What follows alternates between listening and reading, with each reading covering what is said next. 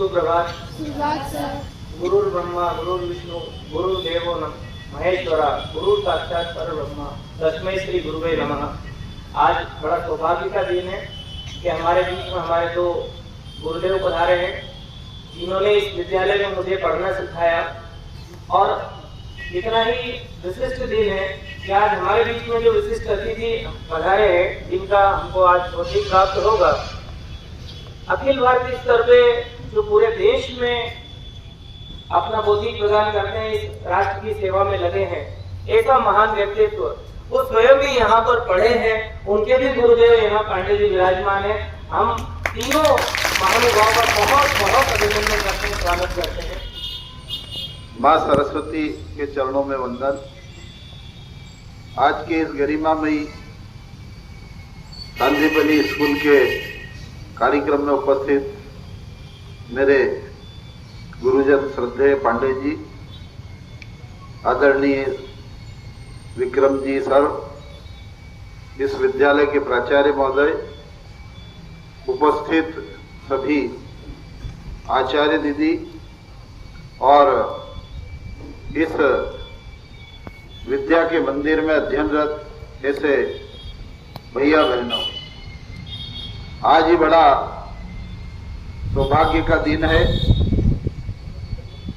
आज गुरु पूर्णिमा है, जिसे हम व्यास पूर्णिमा भी कहते हैं। भगवान वेद व्यास ने विश्व की, दुनिया की कठिनतम समस्याओं का निदान और उनकी व्याख्या बहुत ही सरल तरीके से इस संसार में की है, इसलिए इसे व्यास पूर्णिमा भी कहते हैं। महाभारत के रचयिता ऐसे वेद व्यास भगवान, जिनका इस मानव जीवन के लिए बहुत बड़ा योगदान है और हमारे अपने जीवन में बिना गुरु के जीवन जीना ये बहुत ही कठिन होता है। जीवन की राह को जो आसान कर दे, सरल कर दे, वो गुरु होता है। इसलिए गुरु का जो स्थान है वो बहुत ही महत्वपूर्ण है, श्रद्धेय है।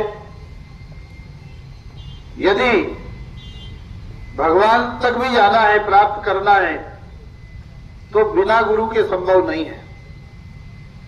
और इसलिए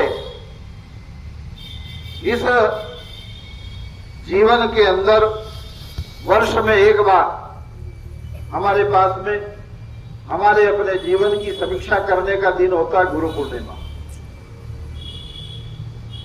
और हम अपने इस वर्ष भर के किए हुए अपने अध्ययन को, परिश्रम को, व्यवहार को, समाज को, परिवार को, सब प्रकार से हमारा अपना व्यवहार कैसा रहा है, हमने कितना परिश्रम किया है, यह सब समीक्षा करने का दिन भी होता है। और एक नए संकल्प और नई ऊर्जा ये प्राप्त करने का दिन भी होता है। वास्तव में हमारा अपना भारत देश दुनिया का श्रेष्ठतम देश है। क्यों? क्योंकि हमारा देश आदि ना अनादि, आदि काल से, मतलब इसका कोई इतिहास नहीं। दुनिया जब कुछ नहीं जानती थी तब भारत देश है। और ऐसा पराक्रमशाली राष्ट्र जिसकी भूमि को माता कहते हैं, दुनिया में ऐसे कोई 250-300 देश है, लेकिन ऐसा कोई देश नहीं है जिसकी भूमि को माता कहते हैं। लेकिन हमारे प्रथम शास्त्रों ने यही कहा है, माता भूमि पुत्र हम पृथिव्या। ये भूमि हमारी माता है और हम इसके पुत्र और पुत्री हैं। उसके प्रति कर्तव्य क्या है? तो ये कर्तव्य हमारे पूर्वजों ने बताए। उन्होंने अपने जीवन का लक्ष्य बनाया। क्रांतिकारियों ने, महापुरुषों ने इस भूमि को माता मान करके जीवन को एक पुष्प के समान जिया है। हमारे क्रांतिकारी महापुरुष कहते थे, जीवन पुष्प चढ़ा चरणों में, मांगे मात्र भूमि से अवर, तेरा वैभव अमर रहे मां हम दिन चार रहे न रहे। ये जगत जननी है, पुण्य भूमि है। और इसलिए ये दुनिया सुखम वर्धितम, ये दुनिया को सुख देने वाली है। इसलिए इस भारत माता की जय केवल नारा नहीं है, बल्कि सच्चे अर्थों में इस माता की सेवा करने का एक संकल्प भी लेते हैं।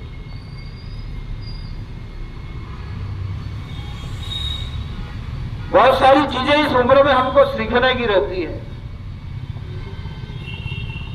और सीखना चाहिए। समाज के अंदर हमारे 3 दायित्व आगे चल करके बनने वाले हैं। एक होता है धर्म। धर्म जीवन जीने की कला बताता है। धर्म रक्षितो रक्षिता, धर्म की यदि हमने रक्षा की तो धर्म हमारी रक्षा करेगा। एक होता है समाज।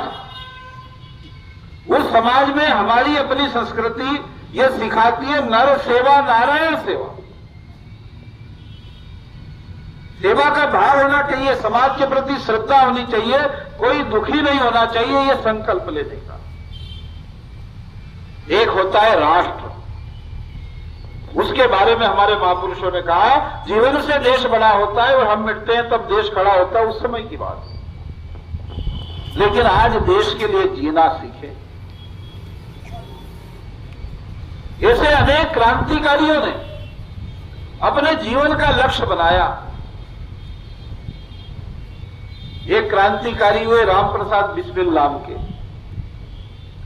4 क्रांतिकारियों को अंग्रेज फांसी देने वाले थे। राम प्रसाद बिस्मिल क्रांतिकारी जो थे वो छोटे थे। अंग्रेज मजिस्ट्रेट की भरी अदालत के अंदर मुकदमे में उनको फांसी हो गई। फांसी के दस्तखत करने के बाद भी अंग्रेज मजिस्ट्रेट ने बोला कि ये जो छोटा क्रांतिकारी जरा इसको मेरे चेंबर में बुलाओ, और बुला करके राम प्रसाद बिस्मिल से कहा कि फांसी तो हो गई, लेकिन मैं चाहूं तो तुम्हारी फांसी को, मौत को जो है उम्र कैद में बदल सकता हूं, लेकिन शर्त यह है कि आपको भरी अदालत के अंदर माफी मांगना पड़ेगी। वो क्रांतिकारी भारत माता में पले बड़े व्यक्ति जो थे, उन्होंने कहा कि जरा मुझे इसमें विचार करने की आवश्यकता, में लाभ और हानि का विचार करता हूं, तो मुझे कुछ समय दीजिए। उन्होंने कहा जब आपको मृत्यु से छुटकारा मिल रहा है तो इसमें लाभ हानि का कौन सा विचार? उन्होंने कहा हमारे यहां करना पड़ता है। उन्होंने कहा ठीक है बताइएगा। भरी अदालत के अंदर फिर पूछा मजिस्ट्रेट ने, क्या चाहते हो? उन्होंने कहा आप फांसी दे दो। वो अंग्रेज मजिस्ट्रेट जो था उसका दिमाग खराब हो गया। उसने फिर बुला करके पूछा कि आप बच सकते थे, माफी मांग लेते, बच जाते। उन्होंने कहा कि ये नुकसान का सौदा था इसलिए मैंने नहीं किया। बोला इसमें नुकसान क्या है? उन्होंने कहा कि आपकी उम्र के 25 वर्ष की, मेरी आयु 24 साल हो गई है। 50 साल बाद में आपकी जेल का सड़ा गला अन्न खाकर अनेक प्रकार की बीमारियां लेकर बाहर आ भी गया तो देश का काम नहीं कर पाऊंगा, लेकिन तुमने मुझे कल फांसी दे दी तो परसों मेरा पुनर्जन्म हो जाएगा और 15-16 साल में जवान होकर के यदि तुम बचे तो तुम्हारे खिलाफ देश के लिए काम करने के लिए खड़ा हो जाऊंगा। 10 साल का घाटा नहीं चाहिए। क्या ऐसे क्रांतिकारी इस देश के अंदर हुए? वो वीर सावरकर जो है, जिसने नाम सुना होगा, अपने अंडमान समुद्र में जेल है, यहां से कोई कैदी बच करके नहीं आता। सारे देशभक्तों को अंग्रेजों ने बंद किया था।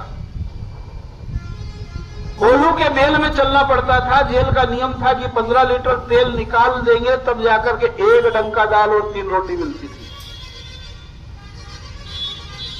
लेकिन वीर सावरकर धुन के इतने पक्के थे कि 20 लीटर निकालते थे। तोलने वाला व्यक्ति कहता था कि 5 लीटर अतिरिक्त निकाल करके अतिरिक्त पसीना क्यों बहाते हो? वीर सावरकर ने कहा कि अंग्रेज सरकार को इस तेल में डुबोना है हमको। इतना उत्साह और इतना मनोबल बढ़ाने 250 कैदी बनते, देशभक्त थे। उन्होंने कहा मैं लिखना चाहता हूं। जेल प्रशासन ने कहा कि आपको काले पानी की सजा हुई है, यहां कोई नियम नहीं है, क्या लिखोगे आप? कुछ नहीं मिलेगा। खून से दीवार पर कविताएं लिख दी गई, बाद में संग्रहित की गई। ऐसे ऐसे क्रांतिकारियों का जीवन है।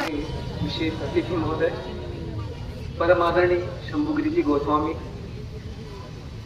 आज उन्हें भी अपना विद्यालय का समय याद आया जब वो यहाँ पर छात्र थे। पूरा जीवन व्यक्ति कभी नहीं भूल पाता कि किन किन गुरुओं ने क्या क्या उसे दिया है, क्या क्या उसे मिला है। और यही बात आप पे भी लागू होती। मैं इस अवसर पर प्राचार्य महोदय के साथ पूरे विद्यालय को प्रणाम करता हूं। इसलिए प्रणाम करता हूं कि पांडे जी और हमने दोनों ने जो ज्योत यहाँ पर जलाई थी, उस ज्योत को उन्होंने बहुत प्रकाशमान करके आपके हृदय के अंदर विराजित की है और उसकी ज्योत पूरे देश में जलनी चाहिए आपके हृदय के माध्यम से। गुरु और माता पिता ये लोग ऐसे होते हैं जो आपका हमेशा भला चाहते हैं, आपको अच्छा देखना चाहते हैं, आपकी कमियों को दूर करने का प्रयास करते हैं। इसीलिए इनका स्वरूप थोड़ा सख्त होता है। मीठी मीठी बात, चिकनी चपुड़ी बात ये जमाने के सब लोग करते हैं अपना स्वार्थ सिद्ध करने के लिए आपसे। समय अभी बहुत खराब है। खराब इसलिए है कि बहुत सारी ऐसी शक्तियां हैं जो आपको अपने लक्ष्य से डिगा रही है, विचलित कर रही है। अभी आपने उदाहरण देखा होगा दिल्ली का, आप सब समाचार पत्र पढ़ते हैं, मोबाइल वगैरह देखते हैं, आपने देखा होगा कि क्या स्थिति हुई। वो छात्र शुद्ध रूप से वहां पर अपना काम करने गए थे, लेकिन जो दूसरी शक्तियां जो वहां पर गई, वो छात्र तो उन्हें कह ही नहीं सकते। आपके अंदर भी कुछ ऐसे लोग होंगे और उनकी हिम्मत कब बढ़ती है, कोई भी गलत काम आदमी कब कर लेता है कि जब उसे आसपास वाले रोकते नहीं, आसपास वाले का डर नहीं होता उसको, तब जाकर के ये स्थिति होती है। हमारे विद्यालय में भी कई ऐसी गलत कोई गतिविधि करता है तो वो क्यों कर लेता है कि उसके साथ के लोग, उसकी क्लास के लोग उसका विरोध नहीं करते। वो क्या सोचते अपने क्या करना है, बस यहीं पे आकर के पूरी स्थिति खराब हो जाती है। ये कैसे हिम्मत हो जाए कि देश के प्रधानमंत्री को कोई छात्र गाली दे दे, कैसे हिम्मत हो जाए। हम वो वीडियो देख रहे हैं, सब आप भी देख रहे होंगे। कैसे हिम्मत हो जाए हमारे सनातन धर्म को, यहां तक कि हमारी भारत माता को कोई कुछ कह दे, वो छात्र नहीं हो सकते। पूरे देश के गुरुओं की पीड़ा यही है कि हमारे छात्र यदि कोई गलत काम करते पाए जाते हैं तो सबसे ज्यादा दुख माता पिता और गुरु को होता है।